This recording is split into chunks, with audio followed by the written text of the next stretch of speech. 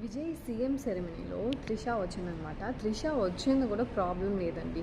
So ఫ్రెండ్గా వచ్చిండ్రని అర్థం కూడా అనుకోవచ్చు. బట్ ఆమె ఏం చేస్తుందంటే వాళ్ళ వైఫ్ లాగా రియాక్ట్ చేస్తుంది. నాకు ఎవ్వరికి మోస్ట్ ఆఫ్ ద పీపుల్స్ ఎవ్వరికి అసలు నచ్చలేదు. బట్ కొన్ని మందిరేమో అన్నీ అంటారనమాట. అన్నీ అంటే వదిన అని అర్థం. సో ఎలా దాన్ని అన్నీ అని అంటారని నాకేం అసలు అర్థం కాలేదు. బికాస్ ఏమంటే ఇప్పుడు వాళ్ళు వచ్చిండ్రు సరే, ఆల్రెడీ ఒక రూమర్స్ అనేది వెళ్తుంది. వాళ్ళ వైఫ్ రావాలా, వాళ్ళ పిల్లకాయలు రావాలా. బట్ ఈమె వస్తుంది, ఈమె వచ్చి అంటే పెద్ద కచ్చిలో ఉండేటట్టుగా చెయ్యి అంతా చూపిస్తుంది.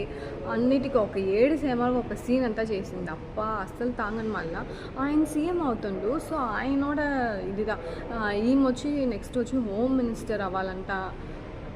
ఓటేసింది విజయ్కే. ఈమెంతకు నడువులు వస్తుందని అస్సలు ఎవ్వరికి ఇక్కడ అర్థం కాలేదు. కొన్ని మంది అయితే చాలా అగెన్స్డ్గా ఉంటారు. విజయ్ త్రిష అంటేనే ఓకే, ఆన్ స్క్రీన్లో చాలా బాగుంది. ఇప్పుడైతే ఆఫ్ స్క్రీన్లో అస్సలు దాన్ని ఏతుకొనే మాలేదనమాట. అయితే కొన్ని మంది చెప్తుంటారు దీంట్లో ఏముంది, అందరూ చేసుకునేదే కదా. ఇప్పుడు వాళ్ళు డైవర్స్ అప్లై చేస్తుండ్రు. సో వీళ్ళకి లైఫ్ నచ్చలేదు, ఆ లైఫ్కి పోతుండ్రు. ఓకే, అవన్నీ ఓకేదా. బట్ ఇంకా డివోర్స్ అనేది రాలేదనమాట. ఇంకా కాకుండా అదేమో వాళ్ళిద్దరిని యాక్సెప్ట్ చేసుకొని మాలేదు. త్రిష గురించి చాలా రూమర్స్ వెళ్తుంది. అది ఒక